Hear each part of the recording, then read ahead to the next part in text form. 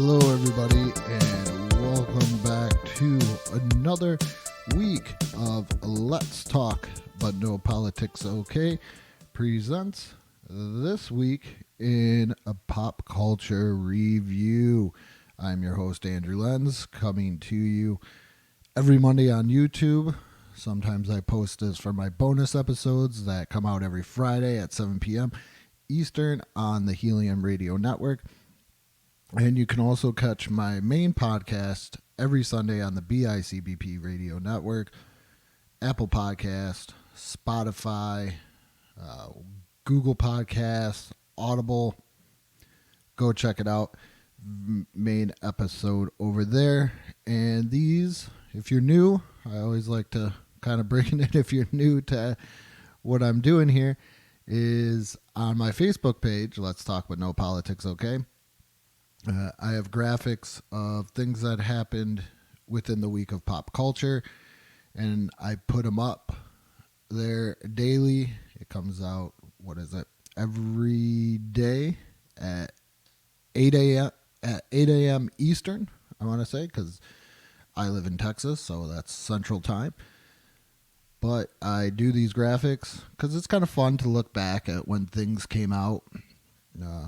If you're like me, I was born in the early 80s, even if you were born later than that or sometimes earlier than that, we always didn't have the internet and rapid fire, information at our fingertips going to a library or anything like that. So the internet makes it fun to see when these shows or events or movies or anything that premiered. So that's why I put these things together, to kind of go back, get a little nostalgic moment as well. So without further ado, let's start this. And this is the week of April 26th to May 2nd. So first one we have here is today in, I put in today in history, but it's more pop culture. History is just kind of a fun thing for me. April 26, 1991, Dinosaurs premieres on ABC. They're on Disney Plus now. If anybody knows about dinosaurs or remembers dinosaurs or needs a memory jog, the famous one-liner, not the mama with the baby, that is what Dinosaurs is. And now you can catch it on Disney Plus. I think this is one of those cult shows from when we were growing up. I remember watching it all the time. I thought it was very cool. As a kid, Jim Henson was doing the suits and everything else, and it was just a great kind of show, and how they showed you it was like a reverse Flintstones, I would have to say, because they're showing you how dinosaurs are in everyday life, but in like a prehistoric thing. I know that there's a television of Flintstones, but the way that they have the food, and it's those little critter things, and she tells them in the one you can have a frozen dinner, and it's just one of those critters frozen in a block of ice. It's a very, very cool show. Chris Chavez and I from History Creeps touched on it a little bit on one of my episodes of like childhood deaths and TVs and movies, and it's a very powerful ending to the series. Spoiler alert, so get ready for the spoiler alert on that, where they're kind of just waiting for the asteroid to hit, as some people say that's how the dinosaurs became extinct, as the asteroid hitting. So they're just sitting there at their kitchen table, just waiting for this asteroid to hit, take them all out, and it's 100% gone. But it is a great show from, Earl, I cannot remember the wife's name, but Robbie, the baby, Charlene, the grandmother. It just all worked really, really well. One that I remember, and it's so funny that I remember this one, is the marriage license, where they had it where marriage license weren't always something that lasted forever. It was like a driver's license. it needed to be renewed every 4 years, and they didn't renew theirs, and then they had to go through a test to see if they could still be married. And I thought that was just a very cool episode. Even though I was a kid, I thought it was pretty cool. But April 26th, 1991, Dinosaurs premieres on ABC. Like I said, it's on Disney Plus. If you haven't seen it, or your children haven't seen it, I would still say it holds up today. Go check it out. And next one, we have today in history, April 27th, 1932, Casey Kasem is born. I know when I posted this, I wasn't sure if a lot of people knew who Casey Kasem was. Weekly Top 40. I think he did the voice of Shaggy, did the voice of Robin, and like some Batman and Robin cartoons as well. Very well versed. Kind of the Ryan Seacrest before Ryan Seacrest. I know Ryan Seacrest actually, I believe Ryan Seacrest took over for him for the Weekly Top 40. But that's where you went and you listened to the top 40 songs of the week. You checked it out. If you were lucky enough and you could time it perfectly, you had your cassette player all set to tape, so you could get those weekly top 40 songs all set up for you and ready to go without a problem. And this man brought it all to you. Very, very unique voice. I think he was on Saved by the Bell, or they tried to imitate him when they had the radio show on Saved by the Bell. But Casey Kasem was pretty huge on the radio. Like I said, a little bit of Ryan Seacrest. There was like Dick Clark, Casey Kasem. I know Dick Clark's for older, 50s, 60s. Casey Kasem is kind of a little bit newer, but this was the guy. This was our guy. The best way I could describe him in my head is, like I said, Ryan Seacrest before Ryan Seacrest. So, April 27th, 1932, Casey Kasem is born. So let's move on to our next one. April 28th, 1996, Dexter's Laboratory, or we could even say Laboratory. The series premieres on Cartoon Network. So I had to do a little bit of research on this one, because I guess Dexter's Laboratory actually premiered before it was even on Cartoon Network, was, I believe, TNT or TBS. So I'm like, oh my goodness. It wasn't on Cartoon Network first, because it's so associated with Cartoon Network. It is one of those Cartoon Network shows that were a staple. I think it's one of their first original content that Cartoon Network did, kind of like Nickelodeon with Nicktoons. And that's what this was. I personally only caught a couple episodes by the time 1996 rolled around. I'm like 7th, 8th grade. So, I mean, I still probably watch it every once in a while. There's the parents, Dee Dee, always messing up things. And then there's Dexter. But it wasn't a big must-see TV show that I watch personally. But I know some younger people that really, really think highly of Dexter's Laboratory and what it is. Like I said, it was a very original show. He's a genius. Sister comes in, messes everything up. Pretty much every episode as far as I remember.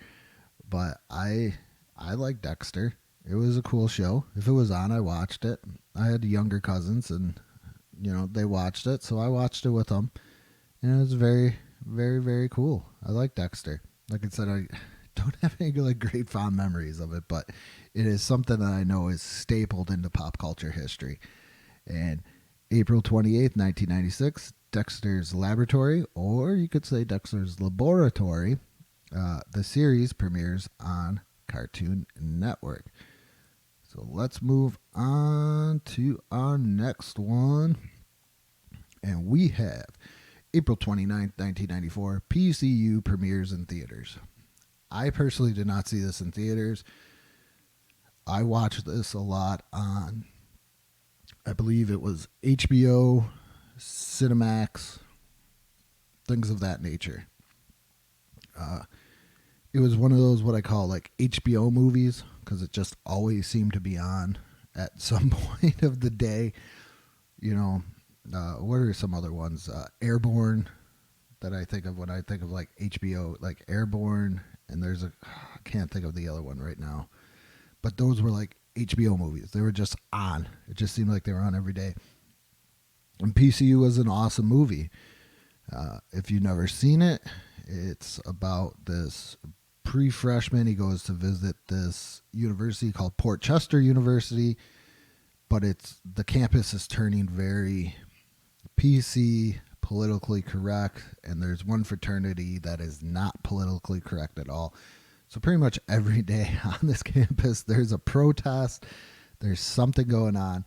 And the funny thing, too, is this is the second time on the graphics I have something with the late Jessica Walters in there because she plays the dean, and then she also was the voice of the mother on Dinosaurs.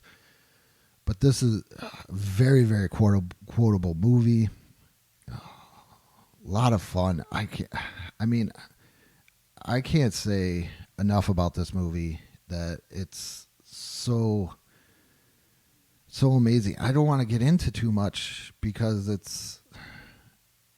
and I don't want to say too much because I feel like it's almost a reflection of society even today, and this is in 1994.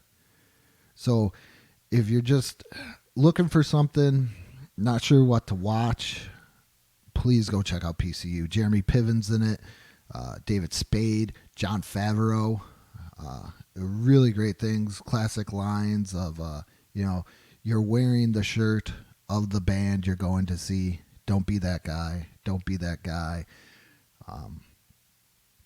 You can major in Game Boy if you know how to BS. It's such a great movie. Please go check it out. Jeremy Piven. I would have to say this is kind of my introduction into Jeremy Piven in a larger role. And then you see David Spade, so I got connected to it that way as well. But April 29th, 1994, PCU premieres in theaters. Please go check that out. Really great movie. Really, really, really, really, really, really great movie. I can't say enough about it. But like I said, I don't want to say too much. I could give out spoilers, but just go check it out. And now we have April 30th, 2004, Mean Girls premieres in theaters. Once again, I'm older. 2004.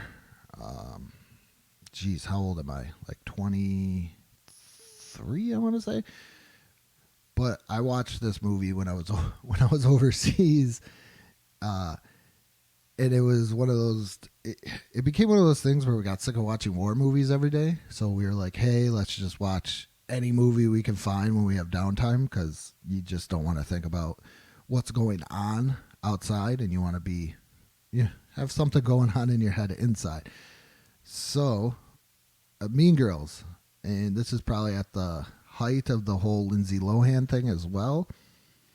And here's another just quotable movie as well, but it was one of those things that we watched and we would laugh and laugh, and it was a great escape from everything that was kind of crappy going on to say it best. But like I said, Mean Girls was awesome from just the whole premises of it.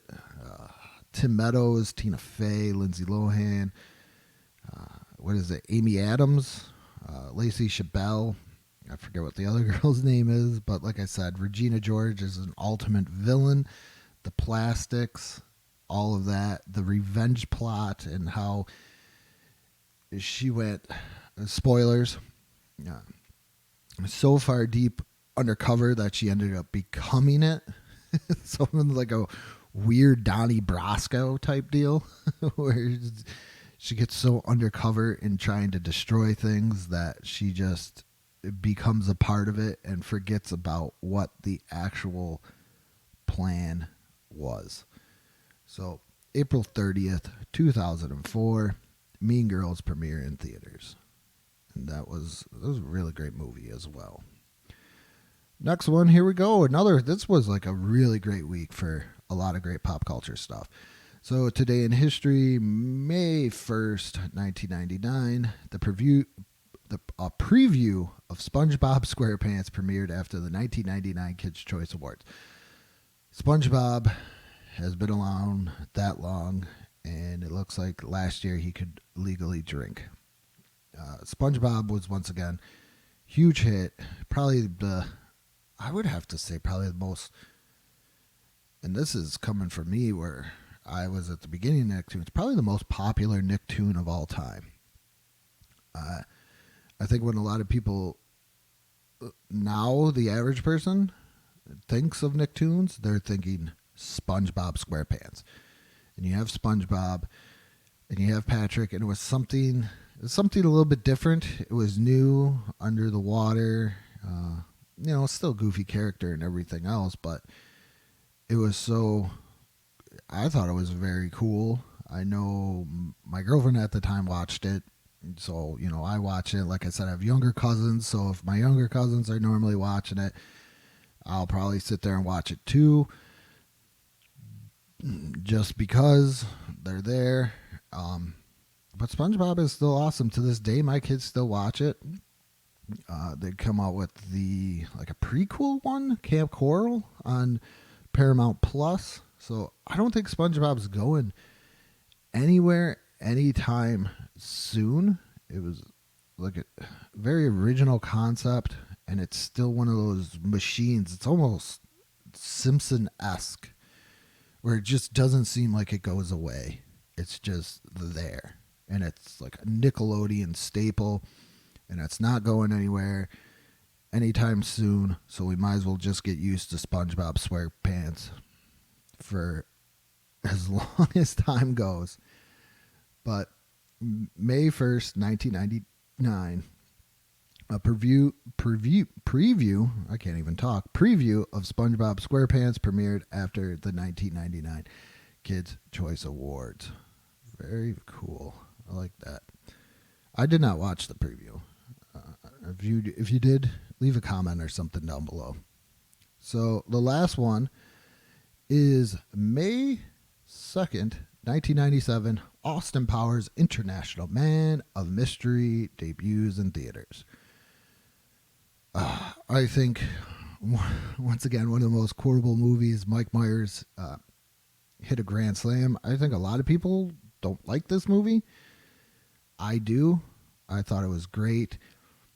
The film series kind of tapered off. I'm a big fan of Mike Myers because he seems not to go with the status quo on things, and he just kind of does whatever he wants to do. And I think it takes a certain type of person to, I don't want to say but appreciate his humor and what he's trying to do. I think he's just mostly trying to have fun, like with The Love Guru, and I think he did it with this as well. I know So I Married an Axe Murderer wasn't that, critically acclaimed, but I still enjoy it. I still enjoy Mike Myers' work. Got to make sure you say Mike, because I don't want to talk about Michael Myers, from Halloween.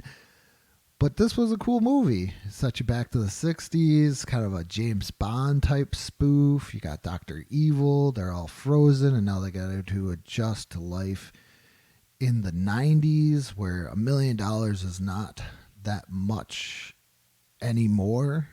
So, Dr. Evil's got to ask for more. And it's very, very entertaining, kind of like a first introduction of Will Ferrell. Can't even talk today. Will Ferrell. And it, like I said, it's just awesomely cool. And it still stands up. They kind of taper off, I'm not going to lie. If you look at it as a trilogy, they're going to taper off towards the end. But they're still, I still say they're good. And they still hold up today as well. So with that, May 2nd, 1997, Austin Powers International Man of Mystery debuts in theaters. And with that being said, please go check out, if you like this, go check out my podcast. Like I said, new episodes every Sunday. BICBP Radio Network, Apple Podcasts, sorry, Spotify, Google Podcast, Audible, bonus episodes every Friday, 7 p.m. Eastern on the Helium Radio Network. If you're watching this on YouTube, you already know I try and do retro gameplays or even, play some older games or kind of older games. PS2 is about as new as I go. That's how far I've gone on this with that as well. So check that out. And go to the Facebook page, give it a like, subscribe to the YouTube channel. Also on Instagram as well. And if you want to, I'm always looking for guests for shows as well for bonus episodes doing What's Your Pop Culture.